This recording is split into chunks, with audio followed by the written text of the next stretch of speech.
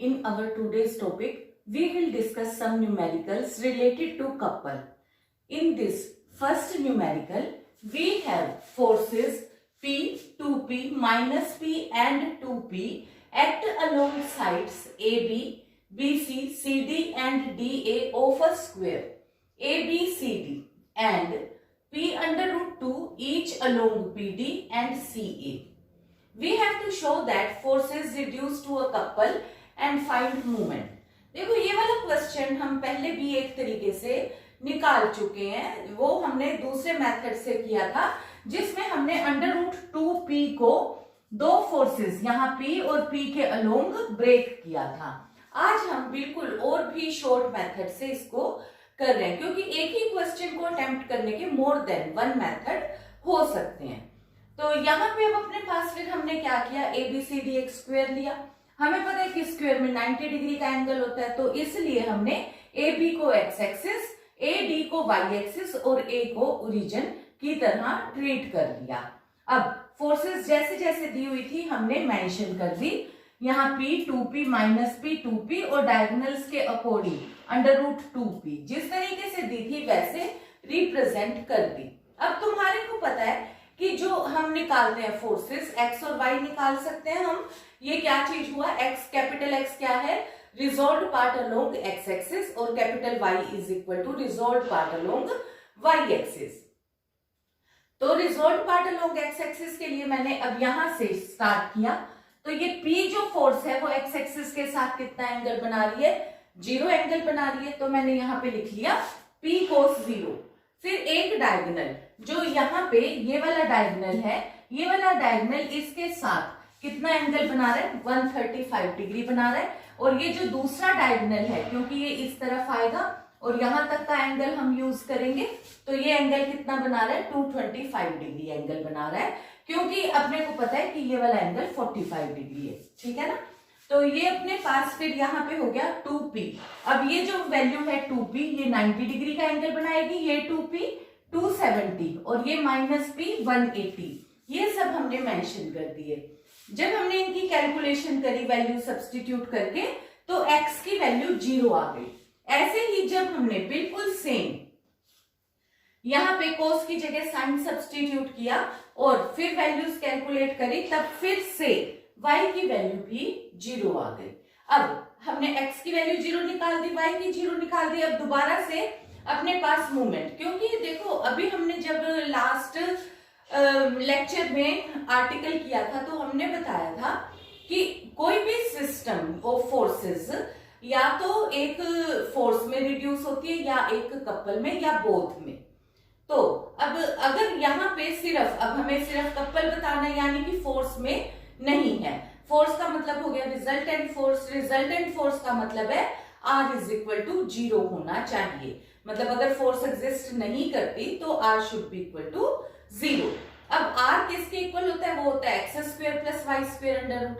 तो जब यहाँ पे R square is equal to X square plus Y square, तो अगर R एग्जिस्ट नहीं करती तो हमने किया था कि separately x should be equal to 0, separately y should be equal to 0।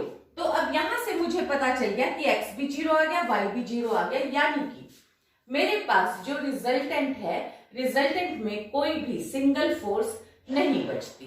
तो यानी कि अब जो सिस्टम मेरा रिड्यूस हुआ है वो किस में रिड्यूस हुआ है, कपल में रिड्यूस हुआ है। और कपल में रिड्यूस के लिए भी मैं तब करूंगी कि भी सिस्टम इक्विलिब्रियम में नहीं है, कि अगर मोमेंट ऑफ कपल मेरे पास नॉन जीरो क्वांटिटी आ जाए और जो वैल्यू आएगी वही मेरा रिजल्ट होगा।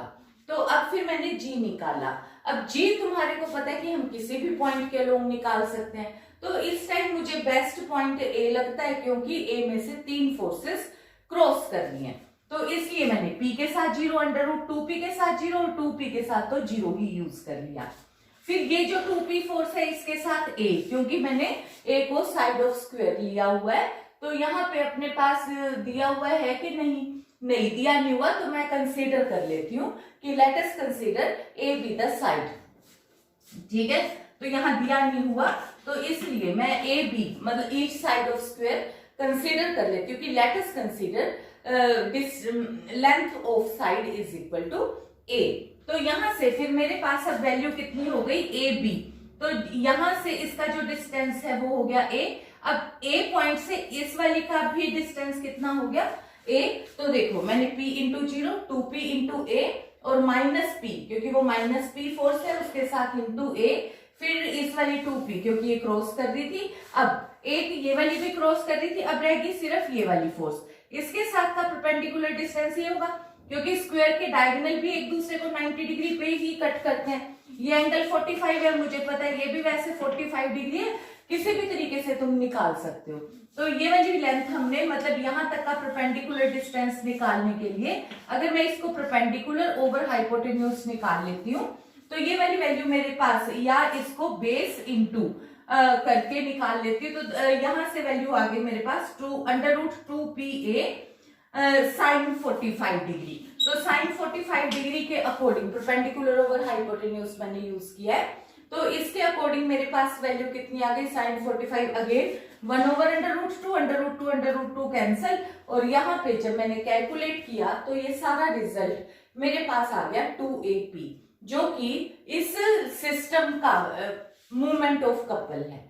तो ये अपने पास यहाँ से हो गया कि हमारे को दिखाना था कि ये कपल में रिड्यूस करता है और हमारे को इसका मूवमेंट भी शो करना था। Again in this question we have 6 coplanar forces act on a rigid body alongside AB, BC, CD, DE, EF and FA of a regular hexagon of side 1 unit.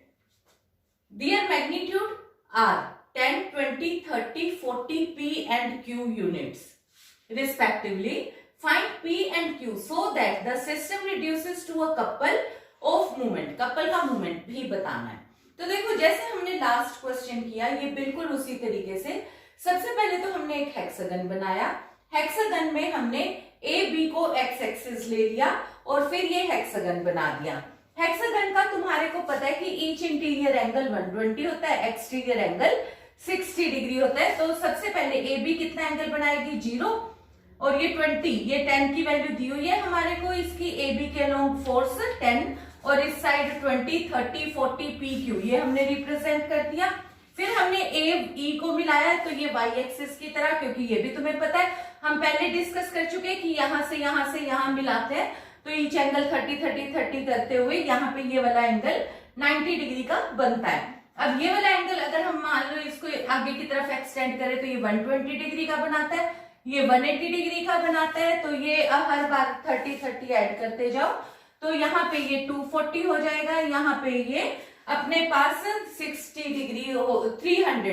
तो यहाँ पे वैल्यू क्या हुई, पहले 0 फिर 60 फिर 120 फिर यहाँ 180 फिर यहाँ 240 डिग्री और क्यू के साथ हमने cos 300। ठीक है, 60 डिग्री के डिफरेंस के साथ हमारे पास हर एक एंगल, क्योंकि हर ईच एक्सटीरियर एंगल 60 डिग्री है, इंटीरियर एंगल 120 डिग्री है, तो उसके अकॉर्डिंग यहाँ पे ये वाला एंगल ये वाली वैल्यू इसके साथ 60 डिग्री, तो ये वाली 120 डिग्री, ये 180, तो ये बीच का डिफरेंस जो है वो 60 के हिसाब से आ रहा है। फिर यहाँ पे ये 180 के साथ 60 तो ये 240 हो गया, और ये अपने पास तो ये तुम्हारे को ये पता भी है कि देखो यहाँ पे ये वाला एंगल हमारे पास कितना बनेगा 60, टोटल एंगल होता है 360, 300 तक ये कंप्लीट हो जाता है अपना। हमने इस सबको कैलकुलेट कर दिया। कैलकुलेशन के बाद हमारे पास x की वैल्यू, x क्या है obviously resolve part along x axis. जब हमने ये सारी वैल्यूज सब्स्टिट्यूट कर दी तो ये हमारे पास आ गया -35 माइनस p/2 प्लस q/2। बिल्कुल सेम पैटर्न से cos की जगह हमने साइन सब्स्टिट्यूट करा, सारी वैल्यूज पुट कर दी और ये y की वैल्यू हमारे पास ये रिजल्ट आ गया। ठीक है, अब हमारे को पता है कि सिस्टम एक कपल में रिड्यूस हो रहा है, तो बिल्कुल सेम पैटर्न पे कि यानी कि रिजल्टेंट फोर्स क्या होगी 0 होगी, यानी कि रिजल्टेंट 0 है तो separately x and separately y should be equal to 0। तो हमने इसको और इसको 0 के इक्वेट कर दिया, इनको सॉल्व किया, दोनों को दो इक्वेशन होगी ना p और q में, सॉल्व किया तो p की वैल्यू आ गई -10 यूनिट और q की वैल्यू आ गई 60 यूनिट्स। अब दोबारा से अब हमारे पास ये तो हमें पता चल गया कि जो हमारी सिस्टम ऑफ फोर्सेस है वो सिंगल फोर्स में रिड्यूस नहीं होती। तो अब हम चेक कर लेते हैं कि क्या ये कपल में रिड्यूस होती है। तो अगर कपल का मूवमेंट नॉन जीरो है तो कपल में रिड्यूस होगा, अदरवाइज नहीं होगा। तो फिर हमने अब देखो यहाँ पे हमने, क्योंकि अपने को पता है कि मूवमेंट एक कांस्टेंट क्वांटिटी है और हम किसी भी पॉइंट के लोग ले ले मूवमेंट सेम ही आता है। तो अब हमने यहाँ पे हेक्सागन के केस में हम ओरिजिन को प्रेफर करते हैं। ओरिजिन क्या है कि बिल्कुल हम यहाँ पे इसका ये सेंटर कंसीडर करके चलते हैं O, और O से इसका परपेंडिकुलर डिस्टेंस चाहे जो भी 6 साइड है उनके साथ बिल्कुल सेम होता है। तो मैंने O से AB साइड के ऊपर परपेंडिकुलर डाल दिया OL, और ये भी मुझे पता है जब मैं OA को मिलाऊंगी तो ये एंगल मेरा 60 डिग्री होगा। ये हम पहले भी आर्टिकल्स में, क्वेश्चंस में ये सारा हेक्सागन का क्वेश्चन कई बार कर चुके हैं। तो ये वाली वैल्यू तुम्हारे को पता है कि OA is equal to 60 degree, और यहां से ये वाली लेंथ तुमने निकाल दी OL की वैल्यू। और क्योंकि ये साइड हमारे पास ईच साइड हमने कितनी कंसीडर की हुई है, 1 यूनिट कंसीडर की हुई है, तो ये वाली वैल्यू भी हमारे पास कितनी आएगी, ये भी 1 यूनिट ही आएगी। तो इस वजह से यहाँ पे वैल्यू अपने पास कितनी हो गई, इज इक्वल टू OL की वैल्यू हो गई OA sin 60, और ये वाली वैल्यू रिजल्ट बन गया √3/2, क्योंकि देखो ये अपने पास ऐसे बनता है, ये वाला एंगल भी 60 डिग्री, तो ये क्या चीज बन गई, इक्विलैटरल ट्राइंगल। तो जो ये साइड है, ये साइड है, ये साइड है, ठीक है, ऐसे करके। तो ये हम पहले डिस्कस कर चुके हैं। तो परपेंडिकुलर डिस्टेंस हर एक के साथ सेम होगा, हर एक के साथ सेम है। तो अब मैंने क्या किया कि सारी की सारी फोर्सेस के साथ, वैसे तो 10 इंटू परपेंडिकुलर डिस्टेंस आ चुका है मेरे पास √3/2। तो मैंने पहली फोर्स और सेकंड, थर्ड, फोर्थ, 5, 6 फोर्सेस को ऐड कर दिया, और एक परपेंडिकुलर डिस्टेंस OL इन सब के साथ मल्टीप्लाई कर दिया। तो ये जब मैंने फिर P और Q की भी वैल्यू मैं निकाल चुकी हूँ। P की जगह मैंने -10, Q की जगह 60 पुट कर दिया, OL की जगह √3/2 पुट कर दिया। और जब मैंने ये सारी कैलकुलेशन फाइंड आउट करी तो मेरे पास आ गया 75/3। तो ये मेरे पास मूवमेंट ऑफ कपल एग्जिस्ट कर गया। तो इसका मतलब है कि कपल जीरो नहीं है, और यानी कि कपल एग्जिस्ट करेगा, और उसका ये हमारे पास 75/3 उसका आंसर है। Now in this question we have forces P, Q, R, S respectively act along sides AB, BC, CD, DA of a quadrilateral ABCD reduced to a couple. AB and CD are parallel but not equal, while AD and BC are equal but not parallel. Proof Q is equal to S is equal to, जो ये हमारे को result prove करना है। अब देखो सबसे पहले तो हमने क्वाड्रिलेटरल बना दिया ABCD। जैसे जैसे कहा था AB और DC मैंने पैरेलल शो कर दिए, AD और BC मैंने इक्वल बना लिए पर पैरेलल नहीं है। फिर मैंने D और C से इसके ऊपर AB के ऊपर परपेंडिकुलर डाल दिया L और M। फिर मैंने यहाँ पे जैसे जैसे फोर्स दी थी P, Q, R, S ये रिप्रेजेंट कर दी। अब मैंने मान लिया कि ये एंगल अल्फा होगा, ये एंगल बीटा होगा। तो अब मैंने फिर ये वाली ट्राइंगल ALD ले ली और एक ट्राइंगल CMB ले ली। अब यहाँ पे ये तुम्हारे को पता है कि ये साइड और ये साइड इक्वल गिवन है हमें, क्योंकि कहा हुआ है कि नॉट इक्वल, मतलब ये non parallel but equal sides. इसी तरीके से ये वाली लाइन और ये लाइन क्योंकि पैरेलल है, और DL और CM दो पैरेलल लाइंस के बीच का परपेंडिकुलर डिस्टेंस है, इस वजह से DL will be equal to CM। और तीसरा मेरे को ये पता है कि ये एंगल 90 डिग्री का है, इस वजह से मेरे पास ये दोनों ट्राइंगल्स बिल्कुल इक्वल हो गई। तो ये angle alpha equal to angle beta हो गया। अब फिर से आ जाओ, अब ये एंगल अल्फा और बीटा सेम हो गया। अब क्योंकि मैंने बताना है कि जो सिस्टम है वो रिड्यूस होता है कपल में, again x separately equal to 0, y separately equal to 0। x क्या है, वो अपने पास resolve part along x axis, similarly y resolve part along y axis is equal to 0। फिर मैंने रिजॉल्व पार्ट p के साथ कितना एंगल है 0, q के साथ कितना एंगल हुआ cos 180 माइनस बीटा, क्योंकि ये इंटीरियर एंगल बीटा है तो ये वाला एंगल q कितना बना रहा है 180 माइनस बीटा। आर के साथ कोस एंगल 120 और ये अल्फा के साथ ये हो गया 180 प्लस अल्फा। जब मैंने इसको कैलकुलेट किया तो ये रिजल्ट आ गया मेरे पास P minus Q cos beta minus R minus S cos alpha. अब क्योंकि मुझे पता है कि beta is equal to alpha आया हुआ है और फिर अगेन सेकंड रिजल्ट से along Y axis Q sine beta minus S sine alpha equal to 0 आ गया। अल्फा बीटा कट गया ये क्योंकि ये दोनों सेम है, तो यहां से मेरे पास रिजल्ट आ गया Q is equal to S. तो मैंने अब इस सिस्टम में S की जगह पे भी, क्योंकि आंसर जब मैंने देखा तो यहाँ पे आंसर में मेरे पास R माइनस P में निकालनी है Q की वैल्यू, तो Q is equal to S तो मेरे पास यहां से निकल चुका।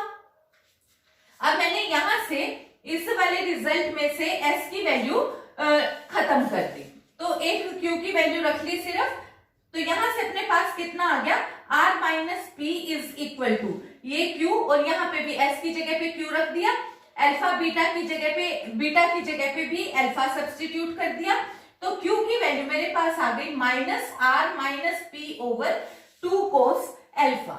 ठीक है, अभी भी मेरी आंसर की शेप नहीं बनी, ये वाला रिजल्ट तो आ गया। अब 1/2 भी आ गया, माइनस मैंने कॉमन ले लिया तो R माइनस P भी आ गया, कोस ऊपर जाता है तो मेरे पास सीकेंट बनता है, पर ADC मुझे शो करना है। तो इसके लिए मैंने क्या किया, अगेन अब एंगल AD और C तुम्हारे को पता है ये अल्फा है, तो ये कितना होगा, ये एंगल होगा 180 माइनस अल्फा, तो ये एंगल 180 माइनस अल्फा है, तो cos 180 minus alpha will be equal to minus cos alpha होगा।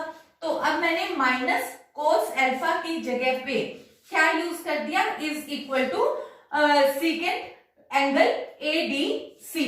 ठीक है, तो ये अपने पास इसका रिजल्ट था। तो that is all for this lecture. Thank you.